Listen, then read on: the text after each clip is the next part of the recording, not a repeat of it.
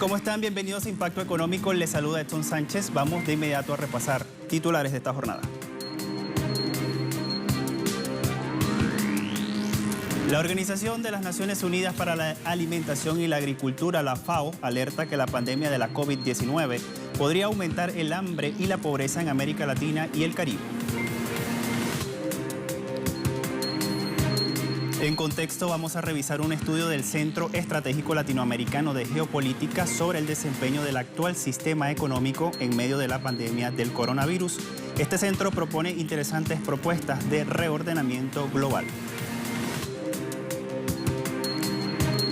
El gobierno de Estados Unidos descarta ayuda financiera a la mayoría de los estados del país que han sido afectados por la pandemia del COVID-19. ¿Por qué se mantiene negativo? En Economía 360 le contamos.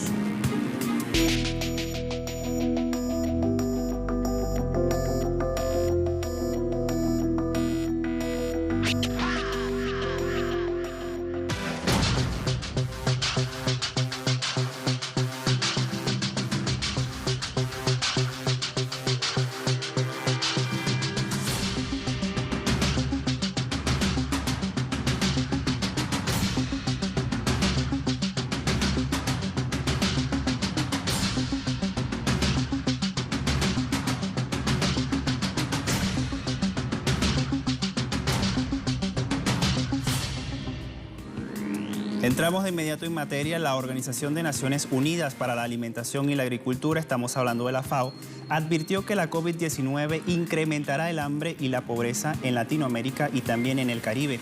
Según un informe de este organismo, 1/3 de la población se encontraba en inseguridad alimentaria antes de la pandemia. Se destacó que las acciones para la alimentación y la agricultura son de interés público y requieren del apoyo y respaldo del Estado y también de la población.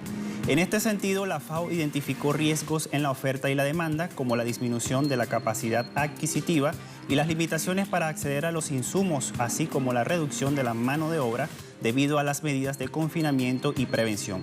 También advirtió que una posible alteración en los precios debido a los flujos de importación y baja en los ingresos por las reducciones en los valores de exportación.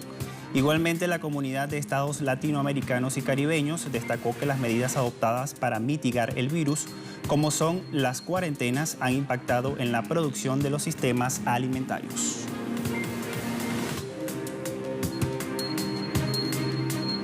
Y el gobierno de México concluyó este mismo martes las negociaciones para un acuerdo de intercambio comercial con la Unión Europea. Estas conversaciones se extendieron por los últimos 4 años. ¿De qué se trata? Se lo contamos a continuación. México y la Unión Europea concluyeron las conversaciones sobre el último elemento que quedaba pendiente en la negociación de su nuevo acuerdo comercial. Mediante el Acuerdo de Asociación Económica, Concertación Política y Cooperación entre México y la Unión Europea, estarán exenta de derechos de aduana la totalidad del comercio de mercancías entre ambos bloques. El comisario de Comercio de la Unión Europea, Phil Hogan, dijo que los esfuerzos han estado centrados en las últimas semanas en abordar la crisis del coronavirus, pero también se ha trabajado en avanzar en una agenda de comercio abierto y justo. En el acuerdo se incluyen cuestiones relacionadas a la protección de las inversiones e igualmente disposiciones para combatir la corrupción con medidas para luchar contra el soborno y el blanqueo de capitales. El comisario de Comercio de la Unión Europea y la secretaria de Economía mexicana, Graciela Márquez, concordaron en mantener un flujo abierto de comercio e inversión para proteger los empleos, prevenir el colapso de las cadenas de suministros y garantizar que los usuarios tengan acceso a bienes en las mejores condiciones en los mercados. En 2019, el comercio entre ambos bloques sumó $75.500 millones y las exportaciones mexicanas alcanzaron los $25.000 millones. La Comunidad del Caribe, la CARICOM, pidió a los gobiernos de la región atender a la población vulnerable ante la crisis sanitaria. Esto lo viene titulando así nuestro portal de la casa, www.telesurtv.net. De acuerdo con la OMS, se estima que 1 millón de personas con discapacidad viven en los países de la CARICOM. En este sentido, el relator especial de la comunidad, Floyd Morris, expresó que tanto los gobiernos como los sectores privados deben ofrecer los servicios de atención especial a las personas con discapacidad durante y después de esta pandemia. Enfatizó que son las personas más vulnerables y en su mayoría las más necesitadas de la sociedad. Morris felicitó a los gobiernos por sus gestiones en facilitar apoyo a las personas con discapacidad.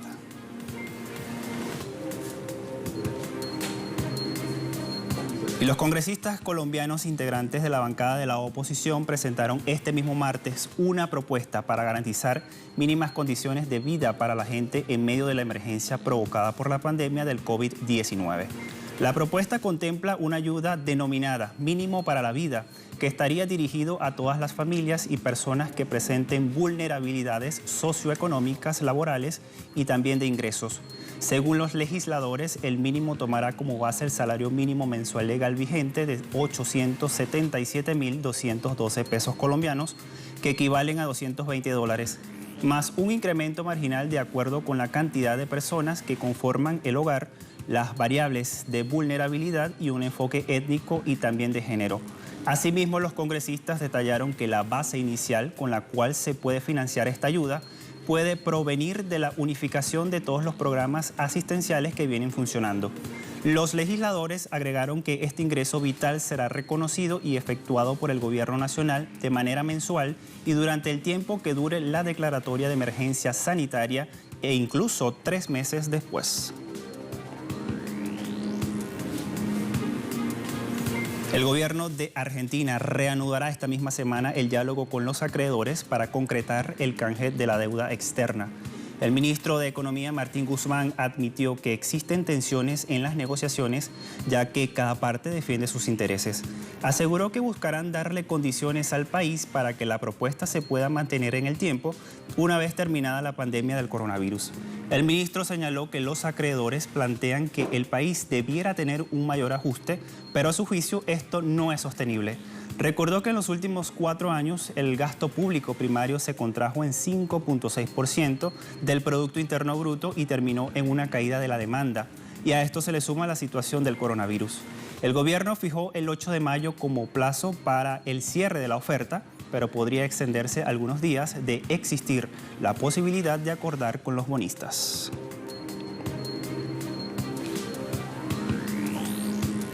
Y el presidente de Venezuela, Nicolás Maduro, encabezó este martes una jornada de trabajo con la Comisión Presidencial para el Control y la Prevención de la COVID-19. El mandatario destacó que en el país suramericano no se han registrado casos positivos de COVID-19 en las últimas 24 horas para mantener la cifra total de contagios en 329. Asimismo, la tasa de recuperación asciende a 43.2% al sumar 142 pacientes recuperados, quienes han recibido tratamiento gratuito.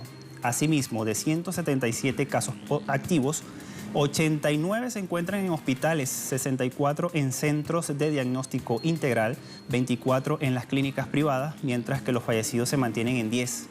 Pese a que en el mes de abril se han registrado 2 jornadas con 0 casos, precisó el mandatario que no se deben minimizar las medidas de cuarentena radicalizadas y mantener los cuidados sanitarios. También hizo un llamado a todos los sectores para lograr un acuerdo humanitario en este país. Vamos a ponernos de acuerdo por Venezuela, en un gran acuerdo humanitario de salud y de paz, lo llamo así, un gran acuerdo humanitario de salud y paz. Ratifico mi llamado a todas las fuerzas políticas, grandes, medianas, pequeñas, a todos los líderes, a todos los jefes, a todos, hasta los más oposicionistas. Abro mi corazón por Venezuela para un acuerdo humanitario. Jorge Rodríguez está encargado de esto. Me ha informado que marcha muy bien, que hay gran interés y que pudiera haber muy buenas noticias en los próximos días. De la fragilidad económica frente a la pandemia del COVID-19 vamos a hablar al regreso de esta primera pausa.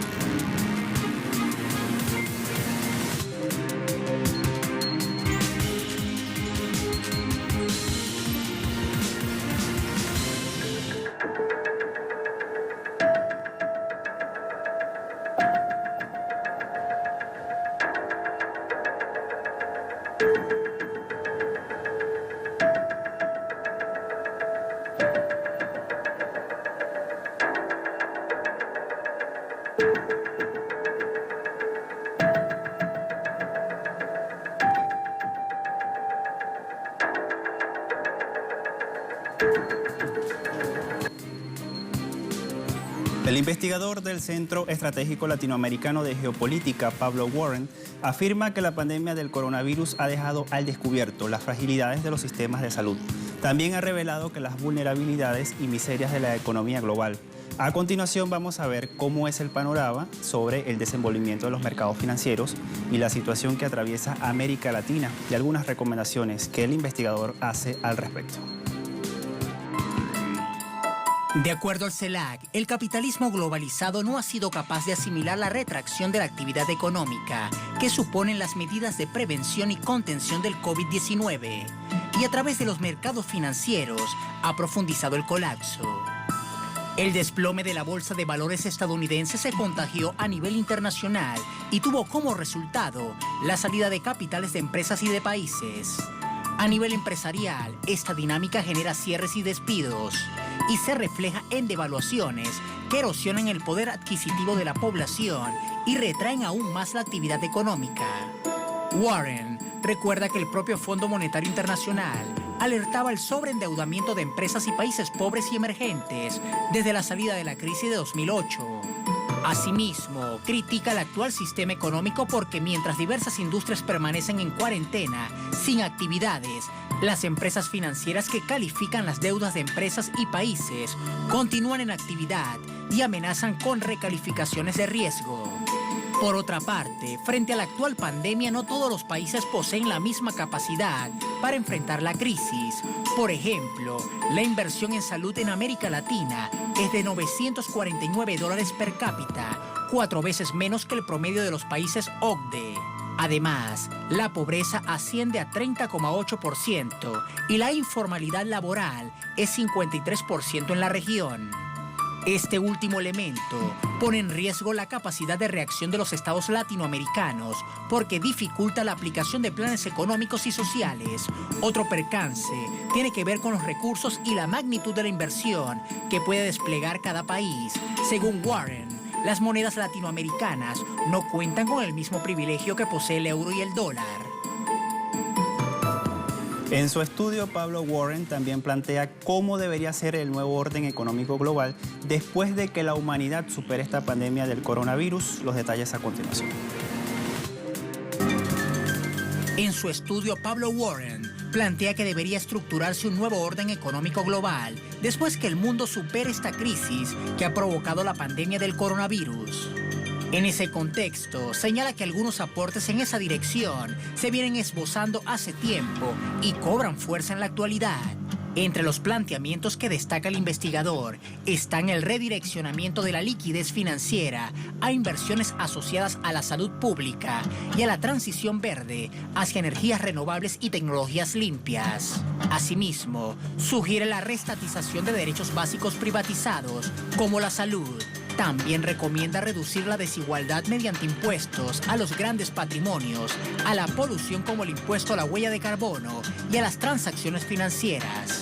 El investigador del CELAC agrega que se debe avanzar hacia formas de ingreso universal para garantizar el cumplimiento de los derechos sociales de las personas y la implementación del control real sobre las guaridas fiscales que aumentan las ganancias de las grandes empresas a costa de desfinanciar a los estados.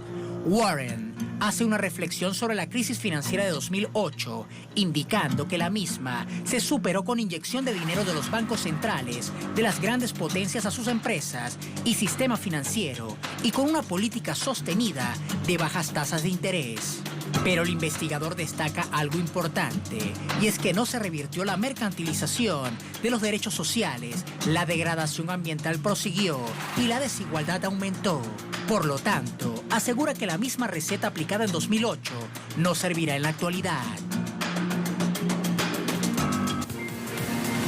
Y frente a todo este escenario de debilidad económica del sistema descrito por el CELAC para hacer frente a la emergencia sanitaria, se recomiendan avanzar hacia un nuevo orden global con una cooperación de países centrales y también periféricos. De hecho, si los denominados países centrales no cooperan entre sí porque se encuentran en conflicto, entonces el liderazgo político debe ser ejercido desde la periferia. Todo esto debe hacerse mientras se reconfigura el escenario geopolítico entre los Estados Unidos, China y la Unión Europea. Pablo Warren exhorta al sur global a levantar su voz y porque son pocas las veces en la historia que las ideas y las acciones tienen tanta importancia como en la actualidad.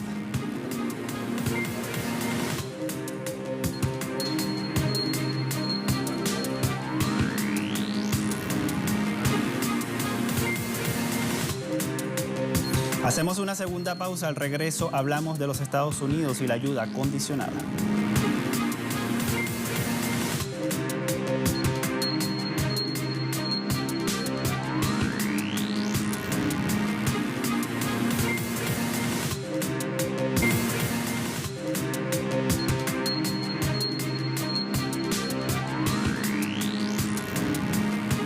El secretario del Tesoro de los Estados Unidos, Steven Mnuchin, dijo que el gobierno descarta ayuda económicamente a los estados que estaban mal gestionados en el ámbito financiero antes de la pandemia del COVID-19.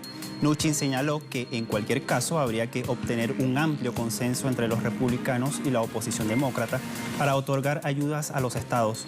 Sin embargo, el secretario del Tesoro no descartó una posible ayuda federal para Nueva York o el estado vecino de Nueva Jersey, que tienen gastos relacionados con la pandemia, según él, muy elevados. Las declaraciones de Mnuchin se producen después de que el estado de Illinois solicitara una ayuda de $40.000 millones, incluidos $10.000 millones para resolver dificultades preexistentes.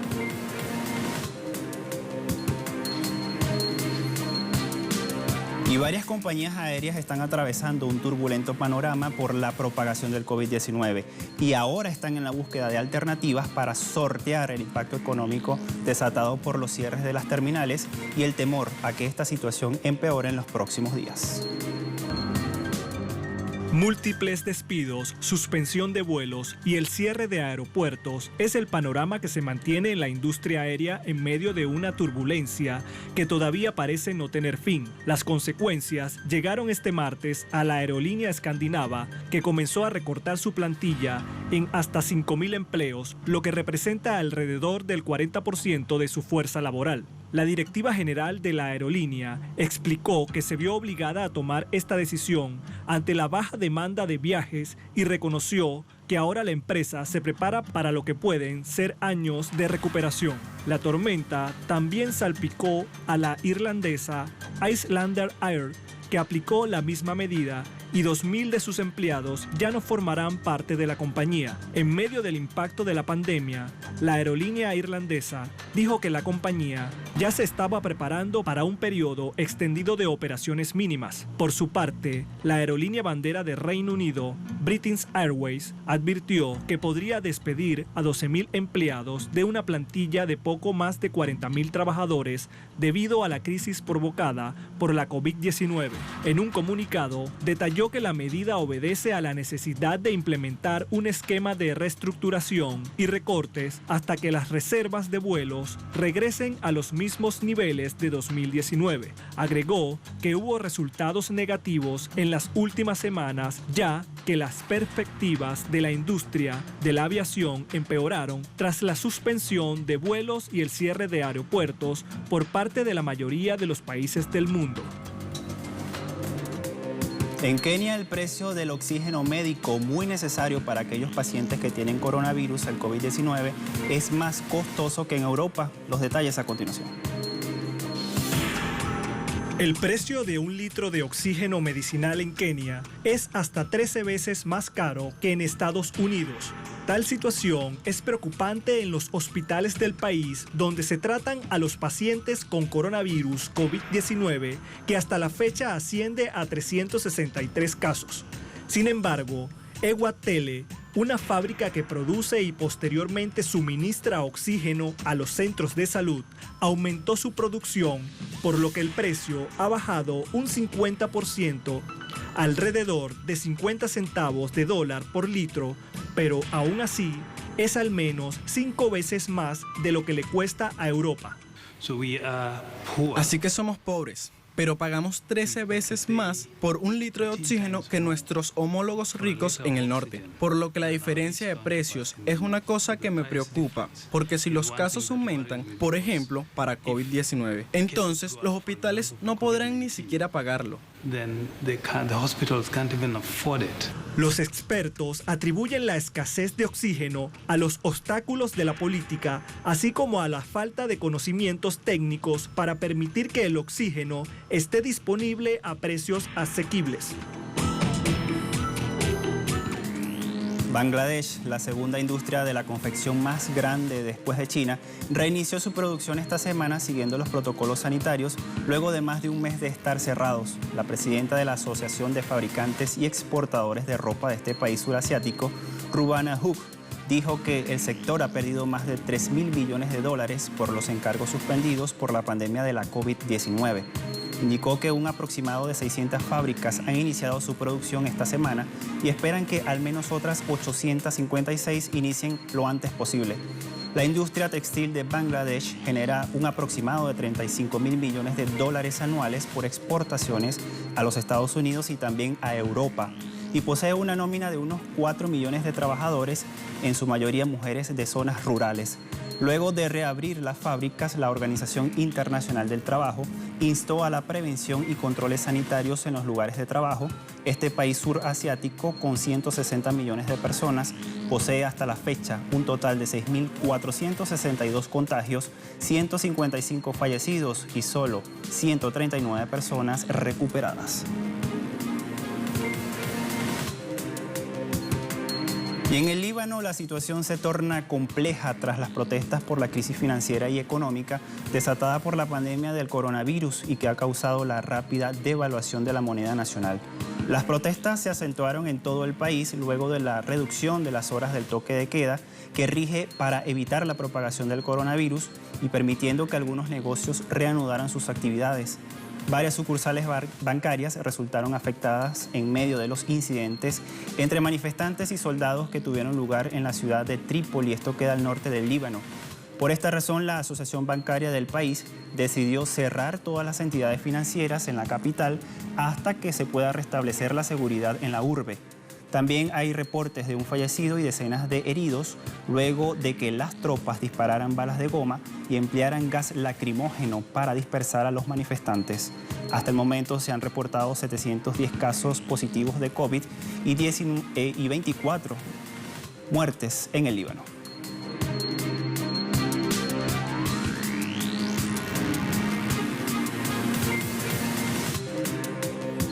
Revisamos los indicadores petroleros al cierre de la jornada de este martes. La relación de WTI, 12.57 dólares el barril y pierde 3.90%. Sumamos Brent de referencia en Europa, 22.85 dólares el barril, tiene una baja de 0.93%. Y la cesta venezolana, 92.03 yuanes, con una baja de 22.39 yuanes al cierre de la semana pasada.